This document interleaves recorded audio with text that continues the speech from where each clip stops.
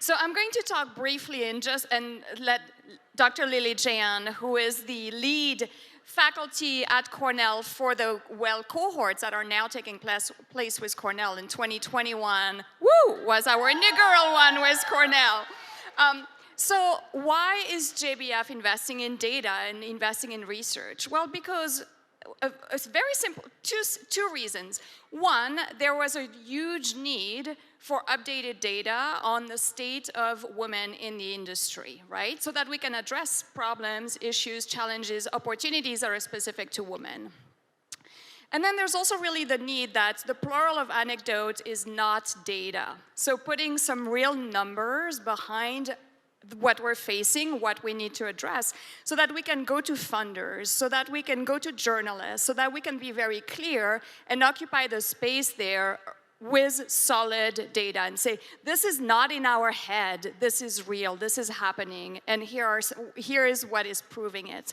So last fall, we conducted this research with Lilly Jayan, and she's going to take you through all of the key findings of the research, and then I'll come back to share with you what JBF is doing with the results of that, and then we'll have plenty of time for questions from you. So Lilly, without further ado. Thank you so much. Oh, yay, thank you. So I'm so grateful to be here today. I loved meeting my cohort finally because we were all virtual, so that was really fun. And I love that I get to meet all of the other cohorts as well. I know that you are not all Cornellians, but you are Cornellians in my heart. And I'm sure that the admissions office would not be okay with that. But I'm a hotelie, and I'm happy to say that I would like to think of all of you as hoteliers because we live a life of service. So I just kind of wanted to kind of talk about what I was going to talk about today. So I'll introduce myself and the research team that did the research, just so you have an idea of who did it and what the purpose of it was, a little bit about the study, and then all of the findings. I think what you'll find is really interesting. I know that when I shared it with Anne and Claire and the JBF team, there were some surprising takeaways that everyone was like, wait, what? So I'm excited to see your reactions and hear your questions later on. So very quickly, as Anne mentioned, I am a professor of food and beverage management at Cornell's Hotel School. I joined Cornell in 2019 after getting my PhD, focused on finding ways to make culturally inclusive training. I focused on Chinese restaurants and food allergies. So I was looking at ways to make sure that training and education opportunities are more inclusive. And what I focused on, and I think that this is relevant, is in Illinois, they passed a law that everyone had to have food allergy training. But the only food allergy training that was approved was only available in English and in Spanish. Now, Chicago and the greater Chicagoland area is one of the most diverse areas in the country. Skokie, Illinois has a huge amount of diversity. So how are you creating opportunities for the Korean population, the Greek population, the Russian population, the Indian population, right? And all of those communities if you are not providing them opportunities to succeed. And so this was something that really bothered me because I'm a person, and I really wanted to kind of dig deeper into this. Before that, I worked for 10 years running a culinary program just outside of Boston called Newberry College. Newberry College, sadly, no longer exists because it was a very small liberal arts school, and small liberal arts schools are going away. So that was quite tragic. I got my master's in gastronomy from Boston University. I focused on the Chinese soup dumpling and the evolution of cuisine and nostalgia. I may be the only person in the world who wrote 150 pages on soup dumplings. But I'm super fine with that. So just a little bit about myself. I was born in New York, and I grew up overseas, but now I live in Ithaca, and I split my time in Maine. But, you know, I love food, and I love this industry. I've worked as a chef, as a private chef. I've consulted for startups and food trucks, and I, at Newberry, was leading the program for a group of students that were 98% on financial aid, 66% on Pell Grants, and it was one of the most diverse programs. And consistently, I saw the women and minorities in my program fall out of the industry because there just weren't opportunities for them, and they kept hitting glass ceilings. To this day, the students that have persisted in the industry are predominantly white and male. That is not okay. So I did this research with this team. Abby and Faith and Shandon were the team. I wanted you guys to see them because a lot of the work that I'm going to present today was crunched by them, and I want them to have their acknowledgments. They are all Cornellians, and two of them, Abby and Faith, are both undergraduates, and then Shandon is currently looking for employment. But he is a master's degree student who just finished, and he used to work for the mayor's office in New York. So a great team that did super great work, and they believed in what they were doing, so they're excited. So as Anne mentioned, the study was conducted in August, September of 2021. We sent it out for about a month through JBF social media channels, on Instagram, on LinkedIn. Some of you might have seen the link. Some of you might even have completed the link. It was a 67-question online survey. It wasn't short, but we needed the data, and I wanted to ask once and ask thoroughly so that I didn't have people wasting their time and things like that. It was multiple choice, fill in the blanks, and open-ended. And some of the respondents wrote very personal, very beautiful responses to some of the questions, which I'm happy to share later on. And then we had about 2,000 respondents. So this is one of the most comprehensive surveys that has been done in the industry. And it was essentially a census of the industry. Now, it seems surprising, but this was never done before, not to this level. And even though 2,000 is a relatively small number relative to the size of the industry, this was one of the largest conducted. And I'm hoping, with all of your support in future years as we run this, that we'll have even more and more and more, so that we really know who works in this industry and what they need and want. So a little bit about the respondents. They were mostly women. Thank you for that. They were largely between the ages of 32 and kind of 45. It was pretty evenly split between those two age groups. About a third earned four-year degrees, so pretty well educated. About half are married, and over half own their own homes. That seems surprising, but remember, housing prices were not always what they are today. Half had dependents, and most worked in independent restaurants. We'd asked them what category of restaurants or food service they worked in. Some worked in commercial service and food serveries and things like that, but the most common response was independent restaurants. The most common category was full service upscale and full service casual, and that was indicated by the dollar signs. So we allowed all of the participants to kind of really self-select what they identified their operations as and themselves as. 2/3 had 16 plus years of industry experience. So if you look at the number of people at the age that we had, a lot of them started pretty young or right out of college or during college, right? And about 1/3 of the respondents were owner-operators. So a really interesting, diverse group. I love that it was predominantly women. So, and actually I wanted to very quickly say, before we get into all the data, Jody said something earlier today that I really wanted to echo about a seat at the table. Elaine, who you all know, she actually came to Cornell to guest speak in restaurant management, the class that I teach, a couple of weeks ago. And I was talking about students and women needing a seat at the table. And I said, why don't men feel like they need a seat at the table? And Elaine said something, and I think we're all very aware of Elaine Baker, or as I call her, ECB wisdom. She said, because men think they are the table. And I just wanted to echo that. We don't need a seat at the table. We need to remember we are the damn table. So thank you for that. ECB should start a t-shirt-like company. But, job satisfaction and career progression. So we asked about, how happy are you with your jobs? What are you happy with? What are you unhappy with, right? And how do you feel about your career progression? Now, 68% of respondents said they would definitely say that their careers improved with skills. That means they were happy with their progression. Now, does this resonate for many of you? Do you feel like this is your lived experience? Do you feel like this is your employees' lived experience? I think a lot of people would disagree. So then I kind of wanted to drill down, and one of the other questions we asked was, how do you feel about different components of your job? So how satisfied are you with the following? they're the most happy with the kind of work they do. They love what they do. They love working in this industry. They love supporting this industry. They like their coworkers most of the time. I think that was kind of surprising for me. But they're least satisfied with their training opportunities. So what this tells me in relation to the previous slide is they're really happy with the rate that they're improving, but they're not happy with the opportunities they're given to improve. If their skills are matching their progression, they're not getting enough skill training. They're more unhappy with their training opportunities than their wage and salary. That's how bad that was. And I find that really interesting. People don't want free handouts. They want opportunities to earn more. And I think that that's something really important to take away as owner-operators and leaders.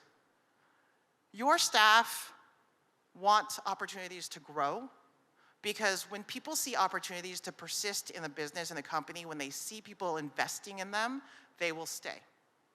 Research shows that in organizational behavior research, in HR research. So people want training opportunities so that they can stay and grow with your company. Then, of course, they're not happy with salary. I mean, sure. And then direction and supervision I receive. Now, I think that's also a really good point back to training and education. How many people are actually trained on how to be managers and leaders? Nobody, right? Nobody. How do you learn how to do that? Now, I know in my cohort, we did a session on being a manager versus a leader, right? Moving from the day-to-day in that startup mentality to, okay, now I gotta think strategy. Because you're no longer the GM, you're the CEO. And people are looking to you for guidance and strategy. They don't need you to, micromanage the numbers every day. That's outside your purview now. You upgraded. So, and think about all of those details as it relates to their satisfaction. So, as we were talking about wages, respondents frequently commented on the need for a higher wage. Now, I'm going to drop some information that's going to be really interesting. But the numbers suggested that wages remained stagnant over 16 years, not accounting for inflation. I did not adjust any of these numbers for inflation, right? So if I was to adjust them for inflation, these numbers would be even more terrifying. So let's look at this. The starting wage versus years in industry. If you started 16 plus years ago, you made in your first job $6.72. Now, granted, I didn't get granular with, did you start 20 years ago, 35 years ago, whatever. If you started, however, and you see this, within the last year, your starting wage was $5.50.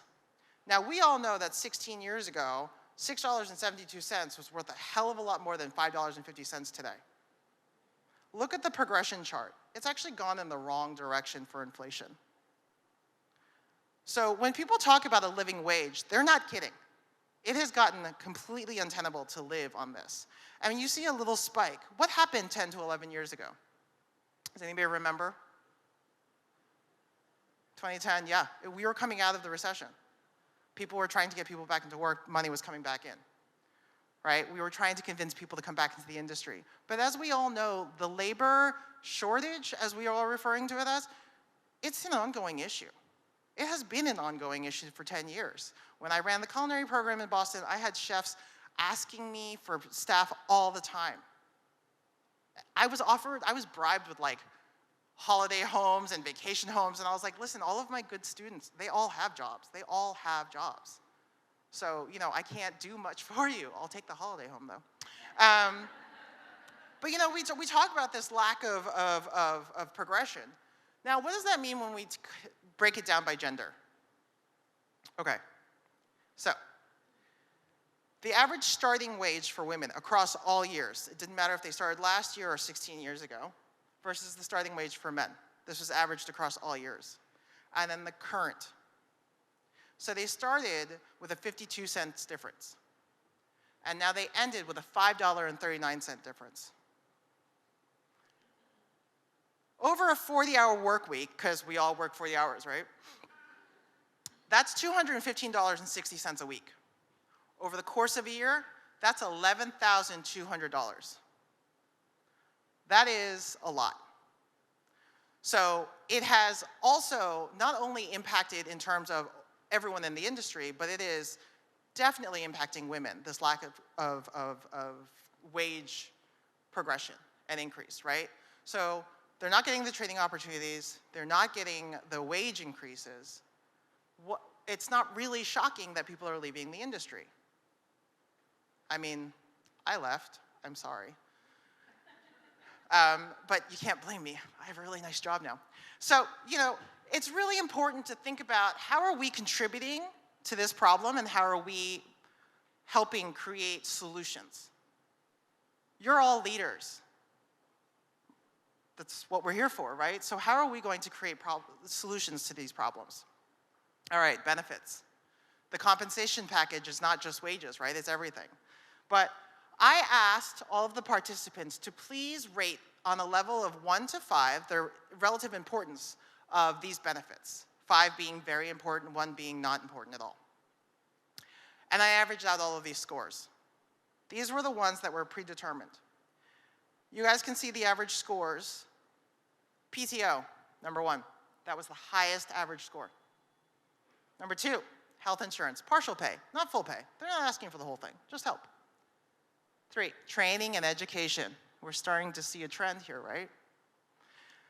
Now, one of the really shocking things was when we broke it out by gender, age group, and all of that stuff, childcare never cracked 4.0 out of 5. It never reached very important.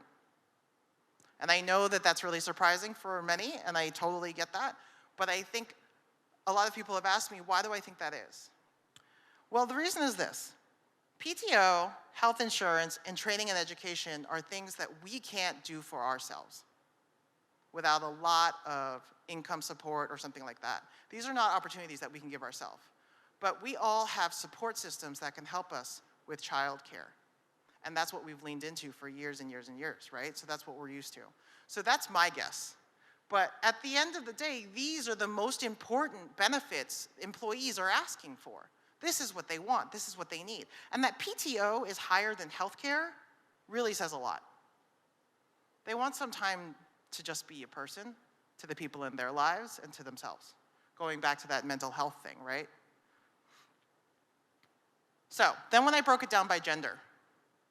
So, surprisingly, unsurprisingly, men only rated 4 things as very important.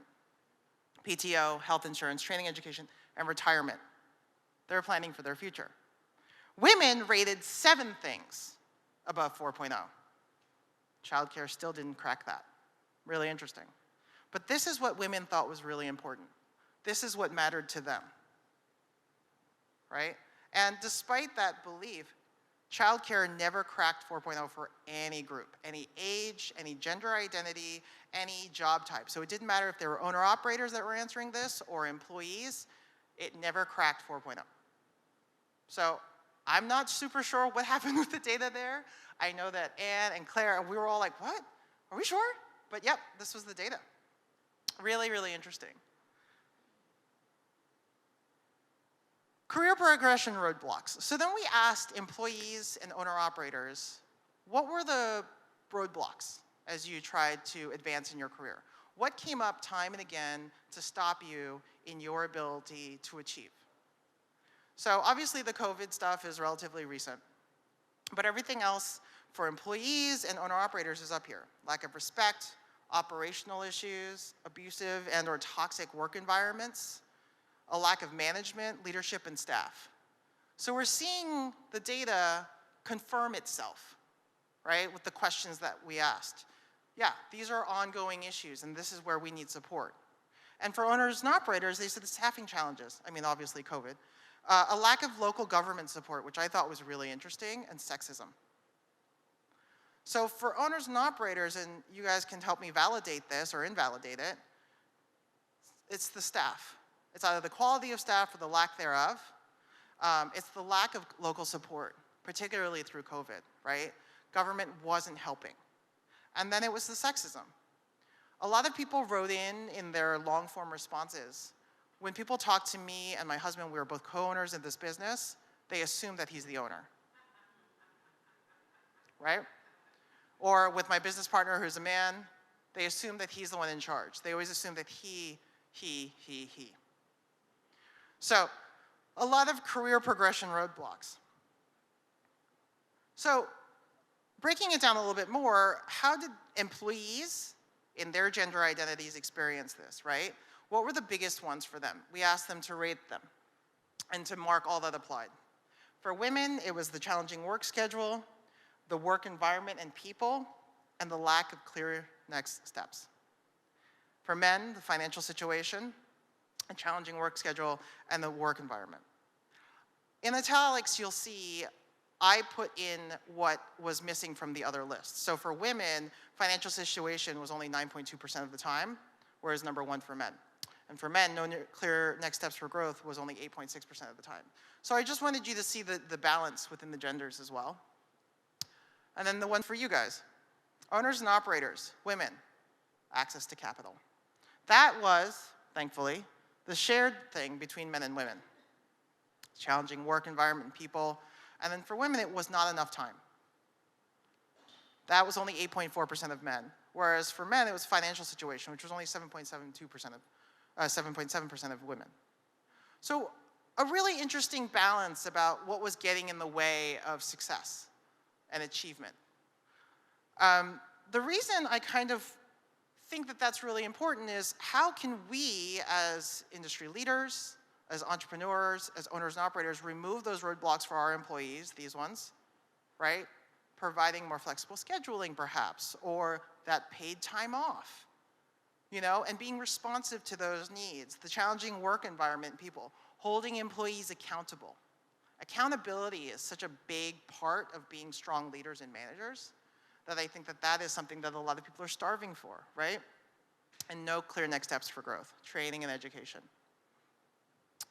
Mentors and representation. Half of respondents said that their workplace was evenly distributed across genders. But 2/3 of managers were men, which means that most places they worked, yeah, there was an equal distribution between men and women, and there was a good representation of third, gender, or non-binary people. But when I asked them, what gender is your manager? Most of the time it was men. So it means men are in positions of power consistently. Why does this matter? Anybody ever heard of Imposter Syndrome? I know Queenie has. So, when I started at Cornell, I had a panic attack for like the first, 3 years. I've been there for 2. So, I was born in Flushing, Queens. I talk really quickly. I swear a lot. I'm wildly inappropriate in all situations. I have no idea what I'm doing in a bougie-ass Ivy League school. All of my colleagues worked at the Four Seasons. I worked at a strip club. I have consistent imposter syndrome. All the time. Always. And for me, I did a lot more research on this because I'm a data person, right? Ann and I are both data nerds. This is why we bond. Imposter syndrome is alleviated in part, they did research on this for grad students, when you have mentors. And it helps alleviate some of the self-doubt that is so difficult for women. So part of the reason I'm bringing this up is because it is now your responsibility, and I'm making this your problem now, to be mentors, to help alleviate the imposter syndrome issues for women coming up the chain. This is my call to you. But it's really important. Women consistently underestimate their abilities. And I did a quick research dive before I started this talk today. We need more women at higher levels. A Harvard Business Review article said, men apply for jobs when they are only 60% qualified for the job.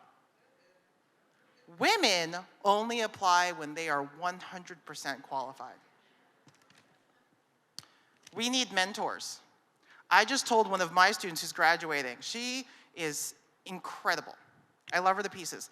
She saw a beverage director program, like option, And she said, I don't think I'm qualified. And I said, let them tell you that. You apply. She got an interview. She got an offer. She needed someone to remind her, right? And so my request for all of you is to be those people in your workplaces. In addition to being good leaders, you need to be good leaders for your community of sisters and non-binary. Employee wants, and I will wrap this up, I promise. Employees are burnt out and stuck in their roles without adequate training and mentorship, right? And they want to leave to achieve their own emotional, financial, or life goals. This is what I kept seeing. This is why they want to leave the industry. So how do we make them stay? How do we get them to stay?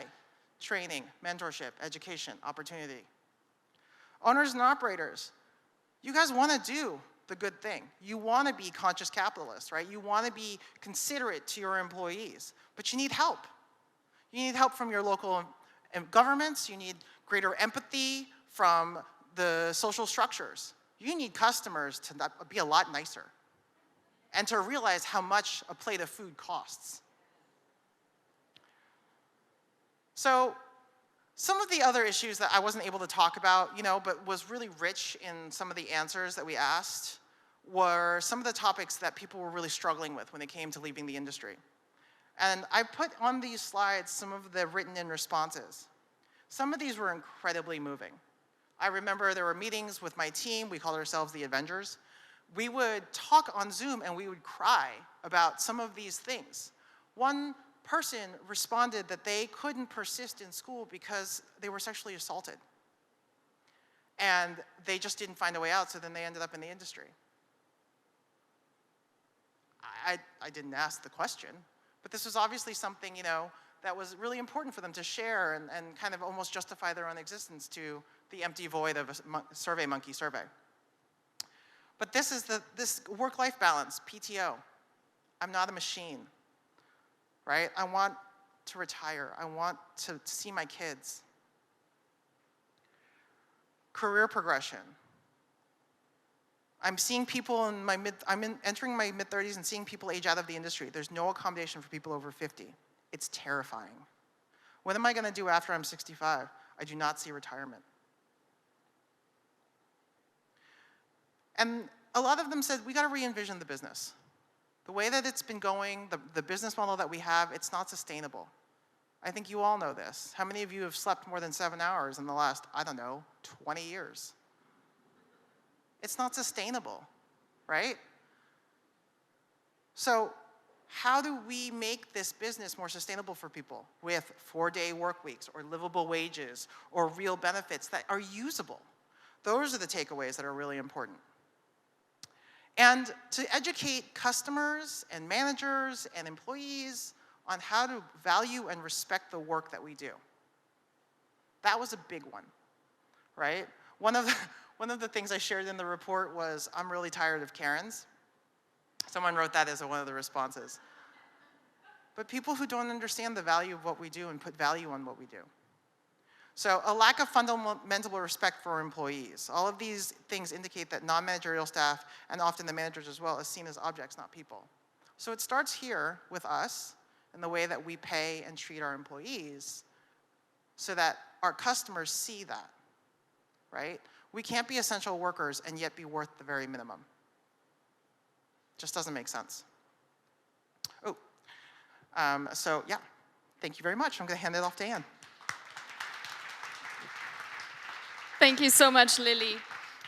This is a short distillation of 100 pages of report, which we're in the process of putting together a version to put on our website so you can have access to all of this. I will say the respect and value across the board, what always amazes me is that you would think after people had spent months at home cooking for themselves every single meal, serving their own cocktails, they would have been a lot more tolerable and understanding and kind, and they've become even more obnoxious, which is, I do not understand that. So what do we do with all of the data that Lilly and her team collected? These are the 4 roadblocks that we've identified from all of this: challenging work schedule, financial situation, no clear path for growth, challenging work environment. What are the paths to change? How do we as JBF support the industry in making these changes? Because one thing that we always say, chefs have so much power. 163 million people dine out every single week. The changes that you're making in your businesses, that you're making in your restaurants, have trickle-down effects in your community, in other businesses. So it's really key that change comes through you. How do we help you with that? So we need to help the industry structure restaurants better from point zero from a financial perspective. That's really key. You cannot make these changes. You can't offer PTO. You can't have higher wages if it is not sustainable for you as a business. There's no such thing as a closed, sustainable restaurant, right? So really key to have this financial structure and this financial education in place. How do we help restaurants structure their businesses better from a leadership and training perspective? Both to train the owners to be great leaders and also to help you train your team to answer this question of, I don't see a path for growth because I'm missing training. That is not clear to me. So creating things like that for you and for your staff. And then help employees plan for their future in the industry. This longevity part. How do you at 22, when you get into the business, understand that you should think about 401k, you should think about health insurance, you should think about all these things so that you can retire from the restaurant industry in 40 years. That's really important, right? So it's not something you're doing while waiting for real life to happen. No, you're starting a career, and so having a lot of transparency there. And then to this point of getting customers to be kinder so that the restaurant is a good work environment, that no matter what you're doing as owners, there's so much you don't control in the dining room, right? There's only so much you can keep your diners in check. So with platforms with diners that we have at JBF, for example, really doing more on educating customers on what it takes to operate restaurants, on understanding the challenges that you have. And then these are the paths to change from our program specifically. So one of the statistics that has most struck us is really this imbalance between men and women in management position. The fact that only 30% of people in management position are women. How do we help create paths for growth to get more women managers so that next time we run the survey and the time after that and the time after that, that number keeps growing? Right? The women lack mentors and role models, and more women see no clear steps for growth. So Zoe, Megan, and Lilly are working on leadership workshops that we can deploy around the country for these steps, next steps for growth. I think Zoe has spent more time thinking about mentorship in the last few months than anyone has ever dedicated to mentorship. So more to come on that also. How do we create real mentorship programs that work, that engage both mentors and mentees, that train mentors on how to mentor because it's not something innate? Yeah.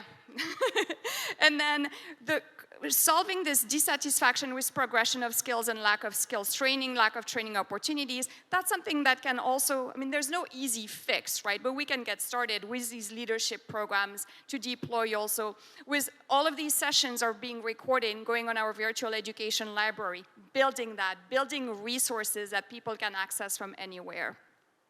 And then there's a big work, Jody talked this morning about policy and policy advocacy. So dissatisfaction with wage and salary, and we'll talk about it in the next session, and PTO, other benefits. There's a lot we can do at the state level, at the local level, and at the federal level to change things there. So there's a power in community and advocating together there. And then consumer education, as I mentioned, to make sure that customers stop abusing the staff. So these are the core findings. This is what JBF is planning on doing with all of these things. Putting the link here where you will find the report once it's published. And we have a few minutes for questions if anyone has. Yes, Adrienne.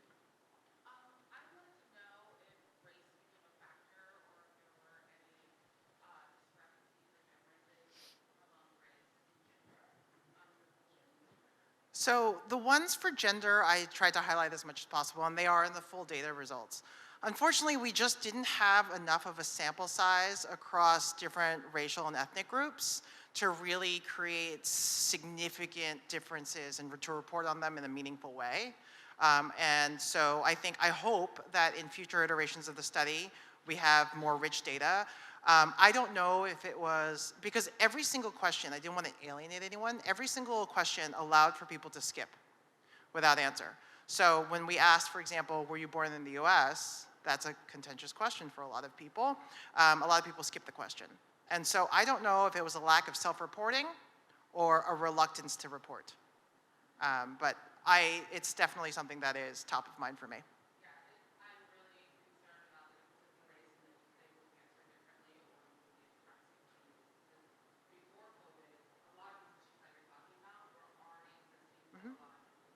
Yeah.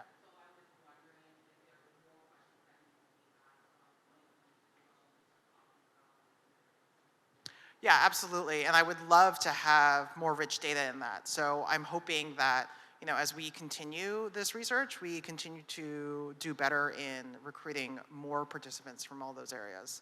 And I'll just add that we're also looking at doing research specifically focused with Race Forward, for example, on filling those gaps to get a much more complete picture to address exactly what you're saying.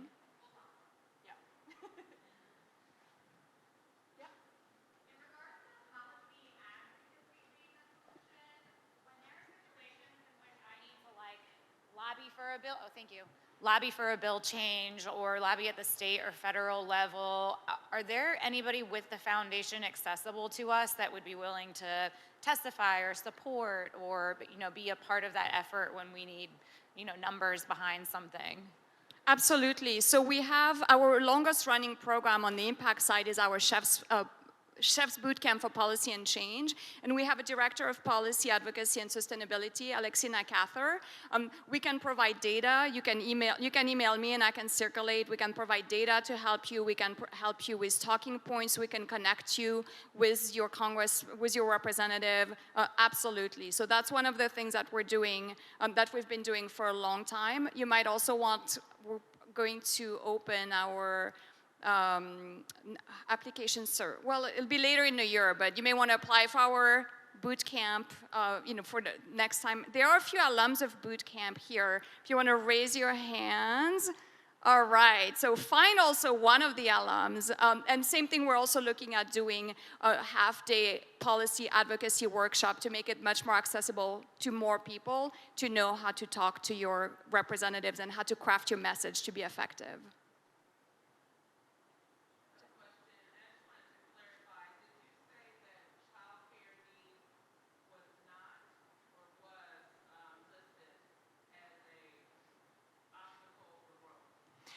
It was listed, but it did not, as a benefit, it did not list as important, and it wasn't frequently commented as a percentage. So it wasn't one of the top 10, for example.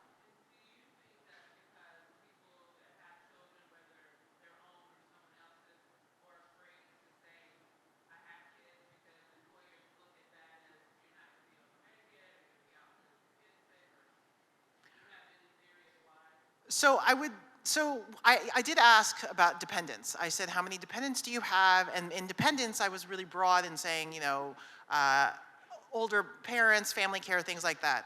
So I think a lot of people, when I asked, do you share caretaking responsibilities? About just over half of women said that they are the primary caretaker. And a little under 40% of men said that they were the primary caretaker. But a lot of them said that they share caretaking responsibilities. Now, I didn't ask them to specify with whom they shared their caretaking responsibilities, but that was, it did seem that a lot of women were primary or shared, caretaking. I will say that within the roadblocks or the preferred benefits, family leave was more important to them on the scale than childcare. So it seems like just general family needs and PTO in that same kind of category of flexible time was more important than specific childcare. Last question, yeah.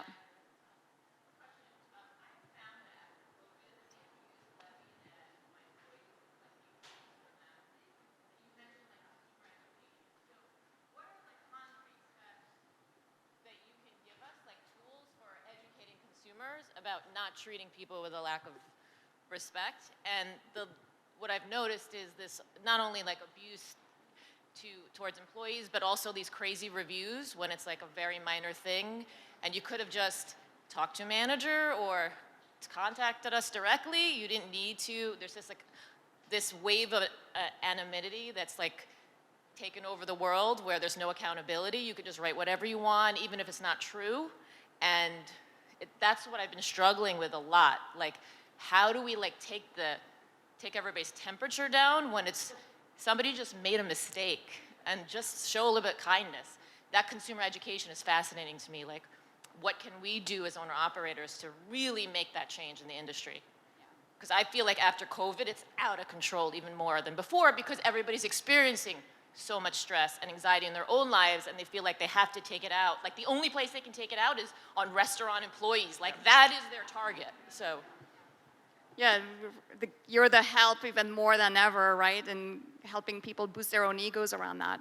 So we've done some webinars and we've done clubhouses around that to increase the transparency.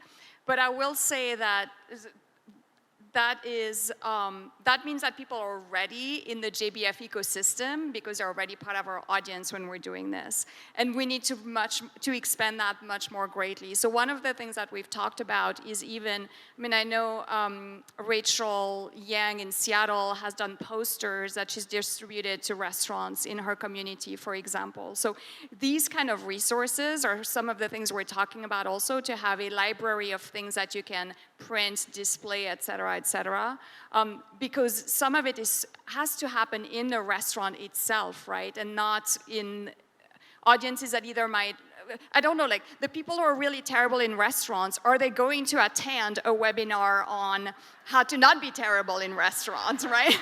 So we're still exploring that, and I think your input on this and contribution in terms of what would most help you would be really helpful for us to know how to best support you in that kind of thing.